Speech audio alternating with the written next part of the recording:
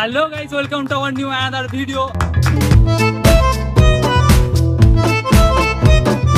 আমি ক্রেজি হর্ষিত আর তোমরা আমার সাথে আছো। আর আজকে সারা দিনটা আমি ভিখারি সেজে এই যে হাওড়া স্টেশন আছে, হাওড়া স্টেশনে ঘুরবো।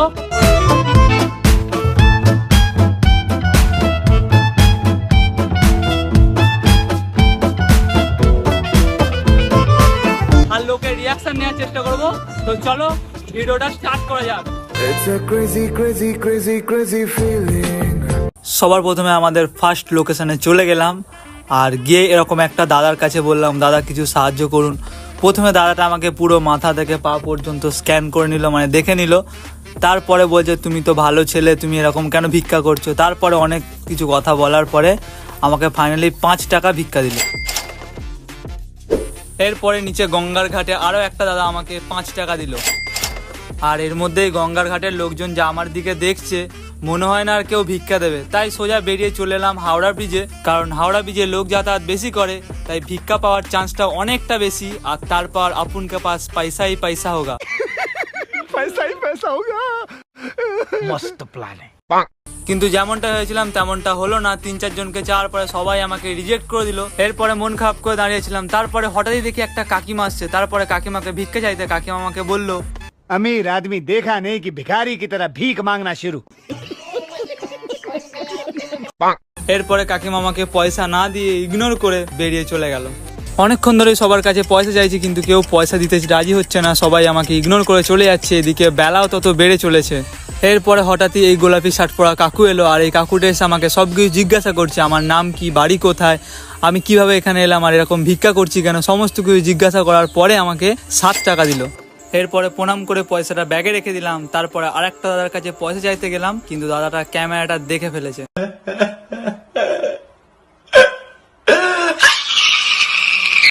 তো এখন যাচ্ছি গঙ্গা পেরিয়ে ওই পারে প্রিন্সেপ ঘাটে, কারণ ওইখানে অনেক কাপেল থাকবে আর কাপেলগুলোর কাছে গিয়ে আমি পয়সা চাইবো। গঙ্গা পেরিয়ে এপারে চলে এসেছি, তো চলো এবার কাপেল দেখলেই পয়সা চাইবো।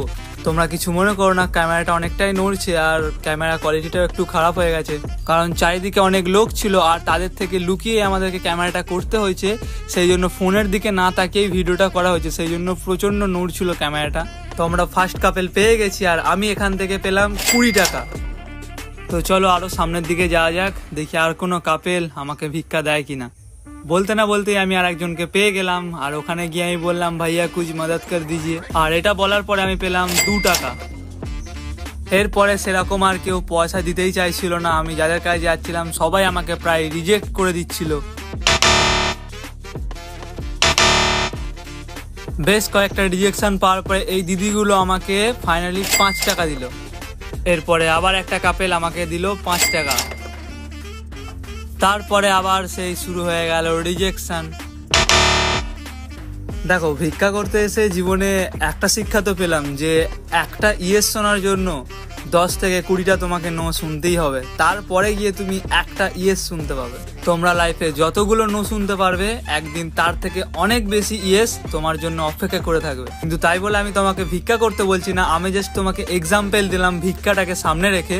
কারণ একটা সুস্থ স্বাভাবিক মানুষের পক্ষে ভিক্ষা করাটা দারুণ লজ্জার বিষয়। আর এই দেখো, তোমাদের সাথে কথা বলতে বলতে আমি এই কাপেলগুলোর থেকে পেয়ে গেলাম 10 টাকা। তারপরে আবার সেই রিজেকশন। তো এখন আছি আমি প্রিন্সেপ ঘাটের কাছে। আর এখানে অনেক সবাইকে পয়সা চাইলাম, তো কিছুজন পয়সা দিয়েছে, কিছুজন পয়সা দেয়নি।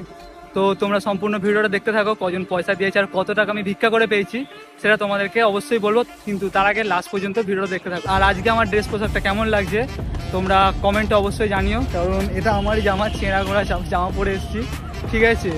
আর প্রচুর খিদেও পেয়েছে, জল ফল খাচ্ছি, আর একটা চিড়ে ভাজা কিনেছিলাম সেটা খাচ্ছি। আর যাদের কাছে ভিক্ষা চাইছি ম্যাক্সিমাম 90% মানে দিচ্ছেই না, আর 10% লোক 10 টাকা, 2 টাকা, 5 টাকা, মানে যে যেমন পাচ্ছে দিচ্ছে। ভেবেছিলাম যে কাপেলদের কাছে গেলে বেশি টাকা দেবে বা কাপেলেরা টাকা দেবে, কিন্তু ম্যাক্সিমাম টু ম্যাক্সিমাম কাপেলেরাই পয়সা দিচ্ছে না। তো চলো লাস্ট পর্যন্ত ভিডিওটা দেখতে থাকো, ক টাকা পেলাম ভিক্ষা করে সেটা তোমাদেরকে অবশ্যই দেখাবো। আর এখন আছি প্রিন্সেপ ঘাটে, গিয়ে দেখতেই পাচ্ছ।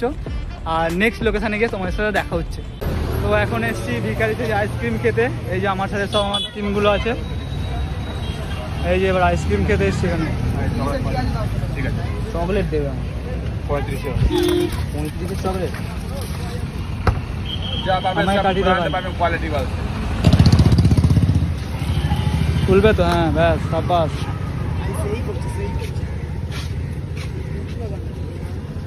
এখানে বলবেন তোমার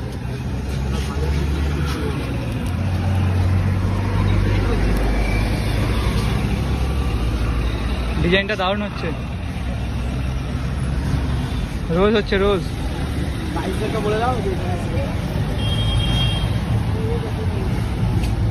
আমার প্লেস আছে প্রিন্সেপ ঘাট 3 নম্বর গেট ওয়াটার গেট প্রিন্সেপ ঘাট 3 নম্বর গেট। ওয়াটার গেট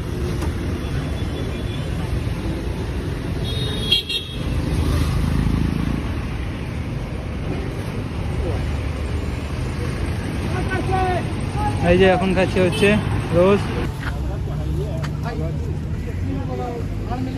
আচ্ছা আইসক্রিম, আচ্ছা আচ্ছা। অনেকক্ষণ পর কিছু খাচ্ছি, প্রচুর খিদে পেয়েছিল। তো আমার হাতে আছে এখন সারাদিনের ভিক্ষার টাকা, মানে সকাল থেকে ভিক্ষা করে যে টাকা পেয়েছি সেটা হচ্ছে এই ব্যাগে আছে। তো চলো এবার গুনে যাক ক টাকা পেয়েছি আমি ভিক্ষা করে। এর মধ্যে একটা খিদে পাই রেখেছি বন্ধু, তারপরে আছে